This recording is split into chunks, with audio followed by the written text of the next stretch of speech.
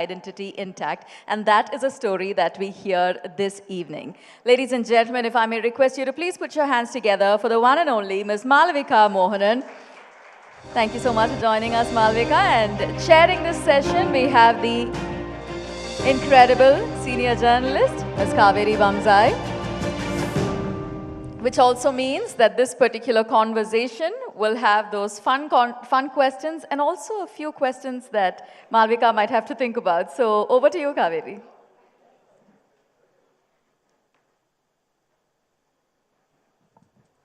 So, real pleasure to finally meet you. And I just watched Hriday Purvam again last night. I thought I'd prep for this. And what a performance. And your co-star. We can't talk about the film without talking about your co-star. Someone I assume you grew up watching because your father is a very well-known cinematographer as well. Talk about the experience of shooting such a lovely film, and how did you keep your face straight with Mohanlal making all those, pulling off all those crazy stunts? Firstly, good afternoon, everyone. It's always lovely to be in Chennai. Because I always feel like, I started my career I started with Malayalam cinema, my career in cinema. But I always say that Tamil cinema is where I sort of got so much of love from the audience that coming back to Chennai always feels like coming back home. And working in Tamil cinema always feels good. like home. I was about to say you need to applaud. We need a round of applause. So, but you're a Bombay girl, you're a Kerala girl, you're a Chennai girl. You're all over. I am. I'm a lot of girls right now. Multiple personalities in every culture.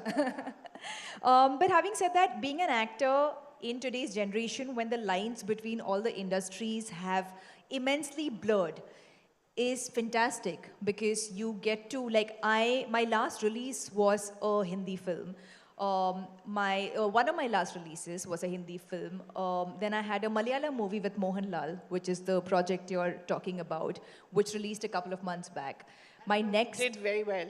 Thank you. It did really well, yes. And to answer your question, working with somebody like Mohanlal sir is intimidating, to say the least. And the fact that he's a one-take actor does not help your cause at all, because he's a one-take actor. He doesn't need more than a take or two at most, and even the second take would be because of like a technical change or something like that, or a technical disturbance, but otherwise he's a one-take actor. And I feel like I need a couple of takes to warm up, and I feel like I give my best shot in the third or fourth take. Like, I'm one of those, like, everyone's different. So it's always like I really have to do my rehearsals, because I only get a couple of takes with him, not more. He's very sweet. He's willing to, he's there supporting the young actors and really being your cheerleader. But then you kind of feel sheepish if, you're hampering with someone else's process. So it was intimidating to work with him as an artist, but also a beautiful experience, because I have grown up watching Mohanlal sir's films, and even the director Satyan Andikar, who's for those who don't know, he's a legendary filmmaker in Malayalam, and their combo is quite a cult combo, the actor-director combo. So it was a lovely experience, sort of just being privy to that and also be a part of that. But I was wondering, I mean, you're K.U. Mohanan's daughter. And he's a really well-known cinematographer. He's also worked on so many films. So were you the kind of person who was taken on, as a child, were you taken on sets, and did you sort of grow up on the sets like a lot of people like Sajid Dulkar or Rana? They're all this part of this set which sort of seems to know each other, are best friends, and sort of grew up together. Are you part of that? No, not at all. No, I wish I was, but no. Yeah, it doesn't hurt to have such well-known friends. It doesn't hurt at all, and I feel it's nice to have a sense of that community, film community, since a very young age. Because I see that with a lot of my contemporaries who come from families in films, and there's a certain camaraderie that when you build from childhood.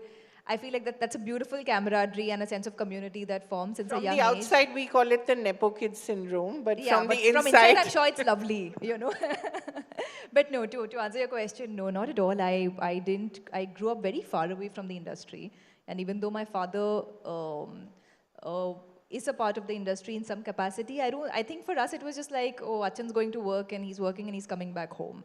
It was never anything more than that, or the occasional like set visit. In fact, the first big superstar that I've ever seen up close is Shah Rukh Khan. And I remember seeing Shah Rukh Khan for the first time, and this is when my father was shooting for Dawn. And they were shooting in this place called Film City in Mumbai, and it was a night shoot. So after dinner, me, Amma, and my brother, we went to set, and they were shooting for a while.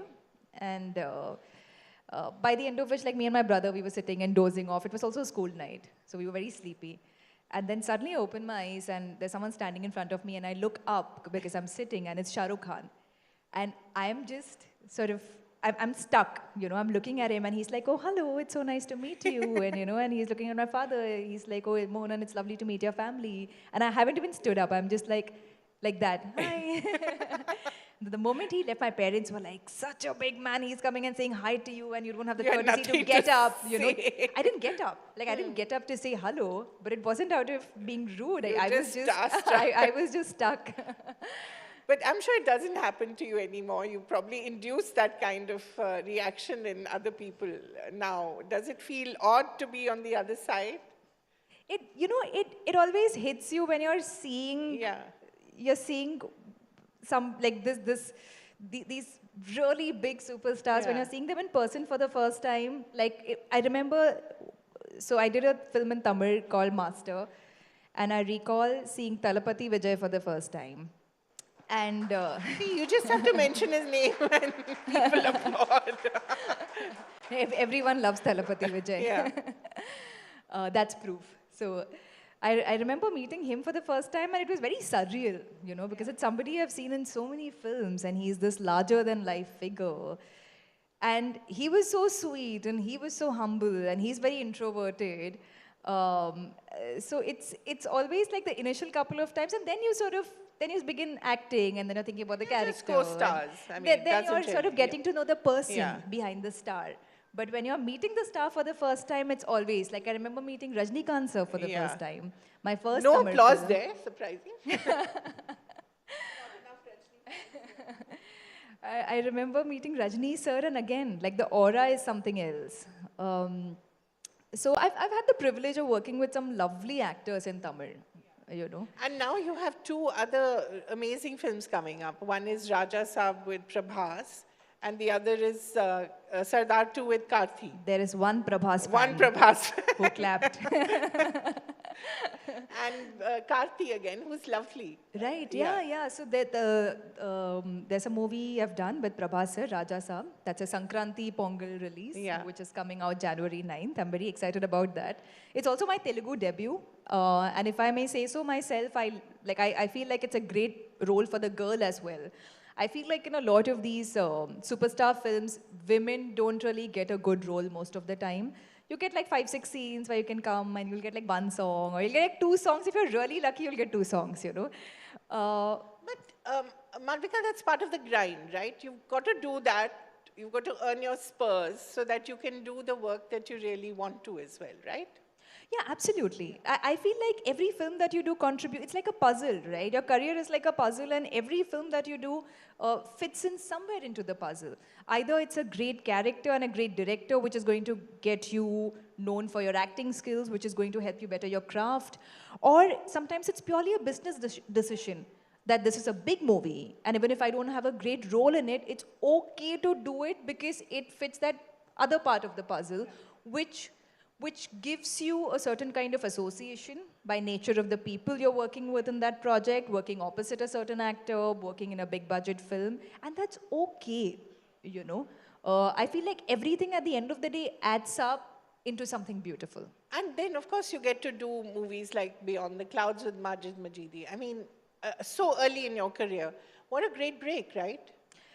Great break, and it's really funny, like in what way things work out. Like for instance, I did Beyond the Clouds, and it's not a commercial film, and it didn't run in the theaters at all. It's a quote unquote like what we call an indie film, you know. And but the first Tamil movie that I did, Peta with Rajnikant sir, Karthik Subbaraj was the director. And he called me for that film. He offered me that film because he saw Beyond the Clouds. And he liked my performance in that.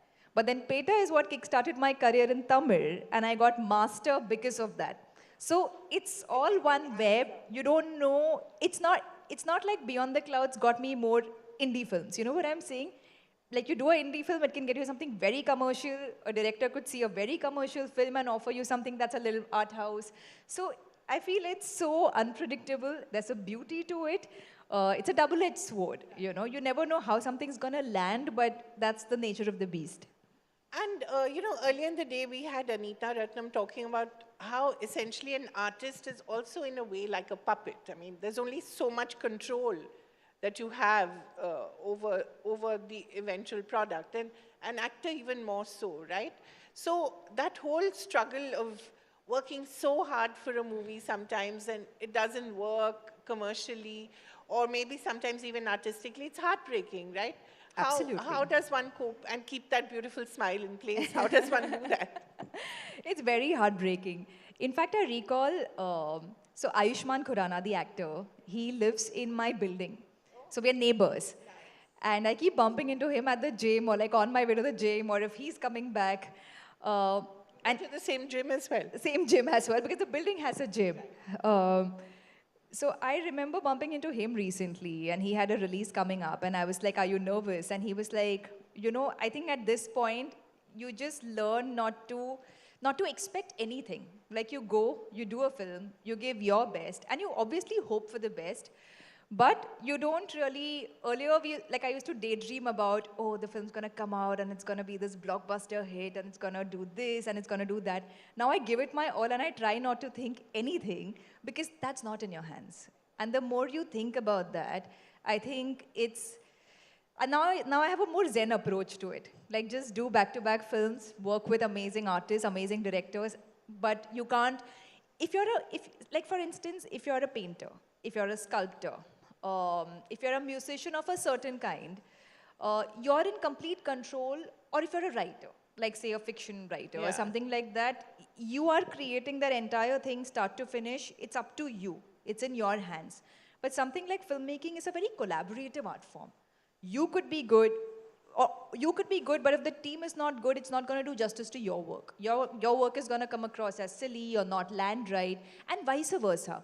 If you're not a very good actor, but if you have a fantastic team, they're going to help you cover up your flaws and your mistakes. And they're going to make you look better. They're going to make your acting look better. So it is so collaborative that the team is everything when it comes to cinema. It's not a one-man project. But sometimes everything can be right, like Thangalan, and still the film doesn't work. And you worked really hard for it, and that blood-curdling scream, and very scary. I don't know if people have seen that film. She was quite a scary character. Want to talk a little about how much you prepped for it? For Thangalan? Yeah. Thangalan was a passion project for me. I was very, I think it's the hardest I have ever worked. I don't know if I should say it's the hardest I will ever work, because obviously I would like to, keep outdoing myself. But the film required a lot physically.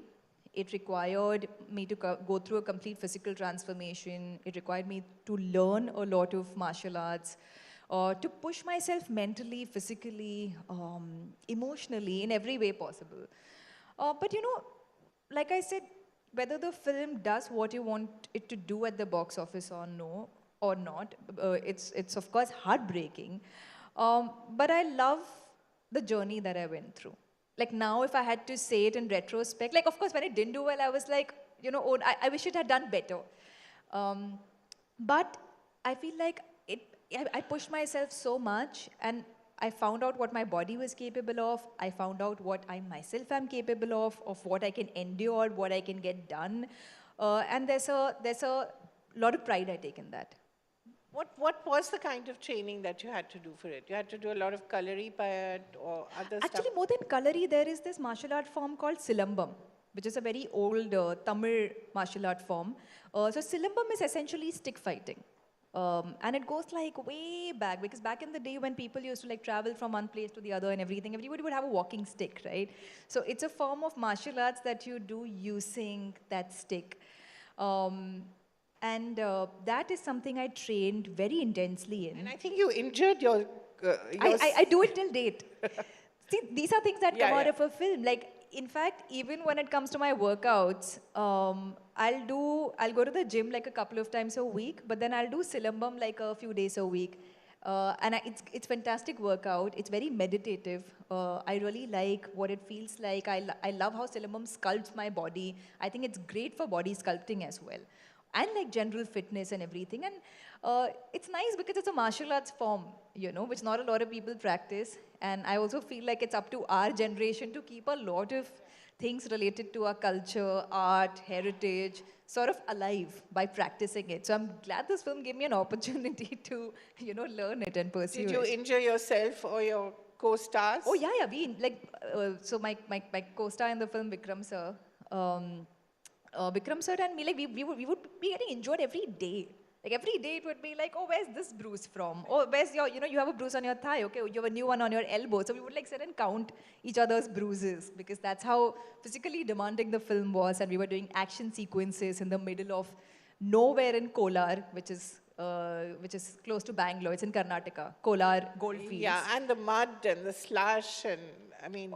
Oh yeah. Yeah. It had every level of hardship. Yes. It's like everything possible. Just put it all together, and it's like the hardest thing you have And the to do. poor Englishman or Scotsman who was with you, I think you gave him a terrible introduction into the country, I think. Oh yeah. He's he's quite scarred. He was like, "This is how you guys work." Talking about work, I mean, there's been so much chatter around this whole 8-hour shift. 8-hour shifts are not possible in this kind of work. I grew up with a father who works in films, and I feel like the moment he would start a project, me and my mom, we would be mental. Like as kids, we were mentally prepared. Okay, now we're not gonna see Achan for the next 5 months. Like he would just, because Even if he was shooting in Film City. yeah, like you wouldn't, next because the work hours are so long. The work hours are like 12 hours, plus you have to go 1 or 2 hours before. Then you finish and you're there planning for the next day.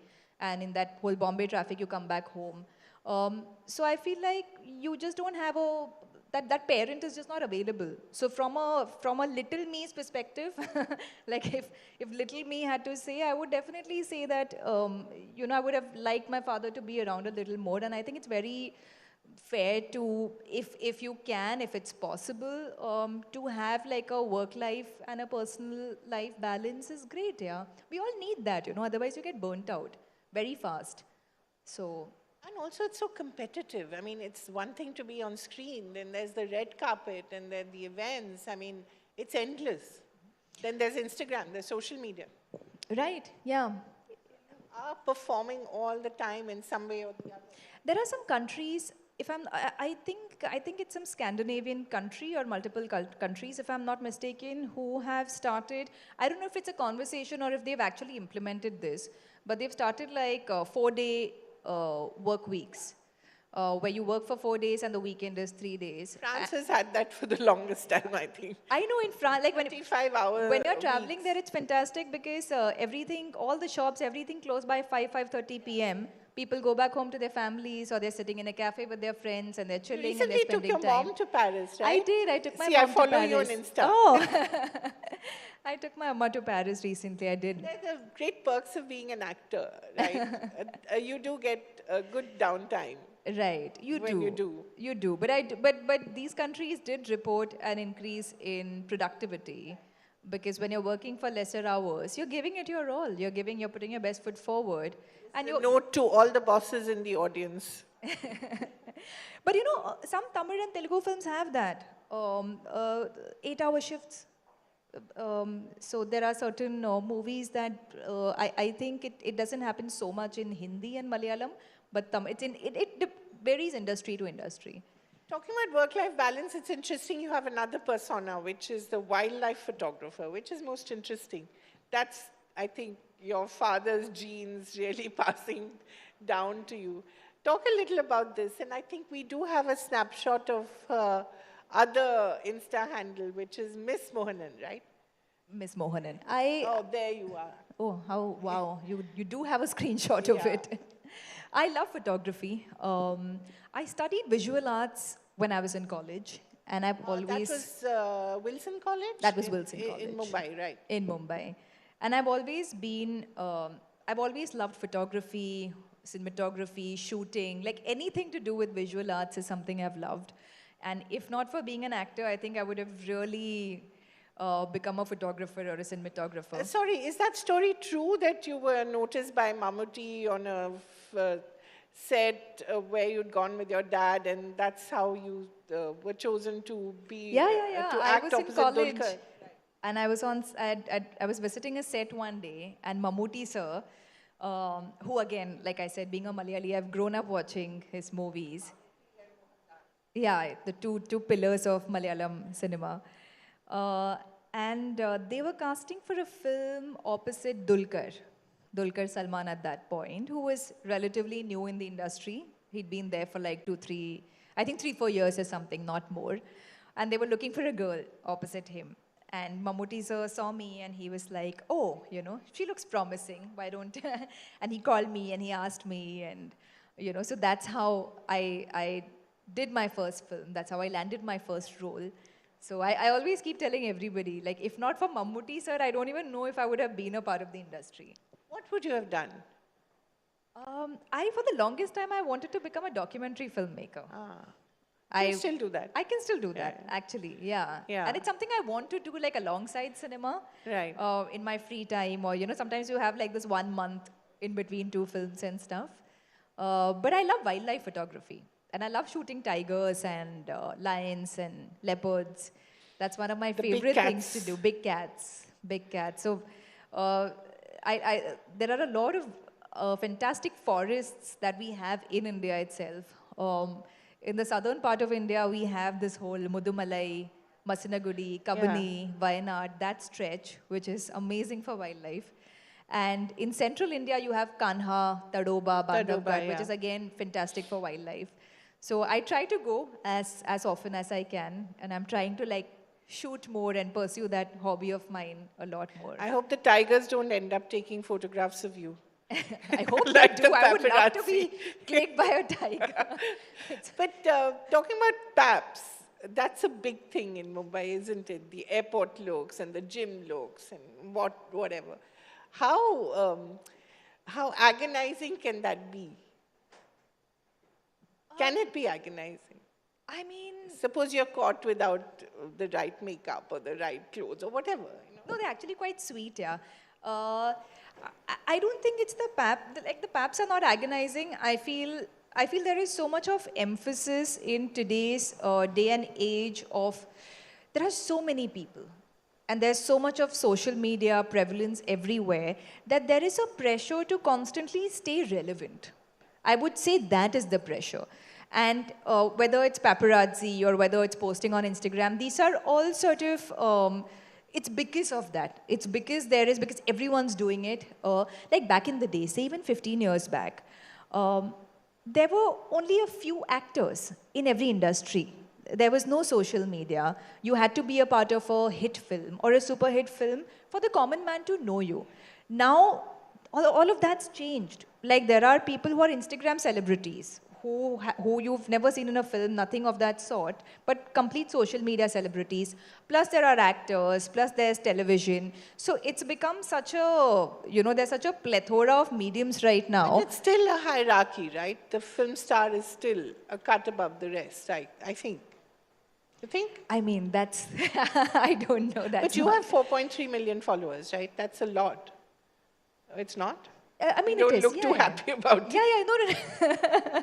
I thought you were going somewhere with that question. So, it's important for you to keep that number high.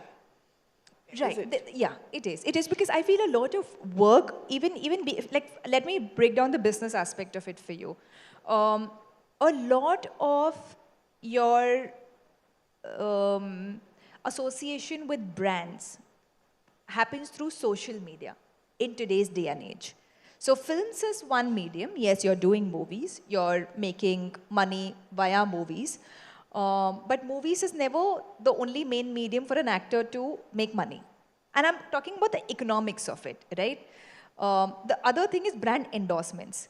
But now, in the last few years, a lot of brands have changed their marketing strategy where, yes, brands still have faces. A lot of people do endorse brands. But apart from that, there is a very large amount of money being pumped into digital mediums, reels, and posts on Instagram and stories on Instagram.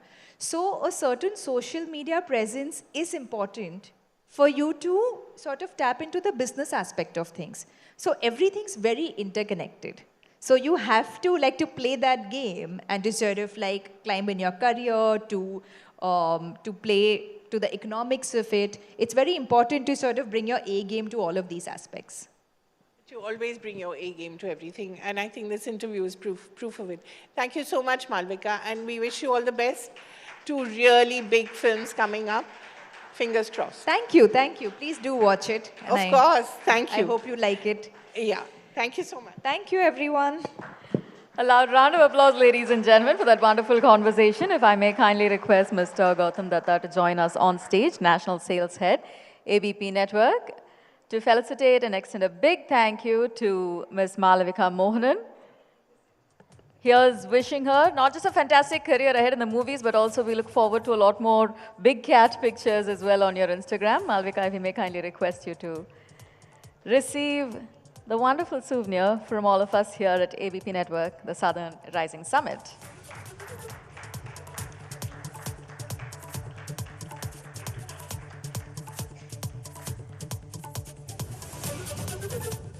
Of course, we started off talking about languages.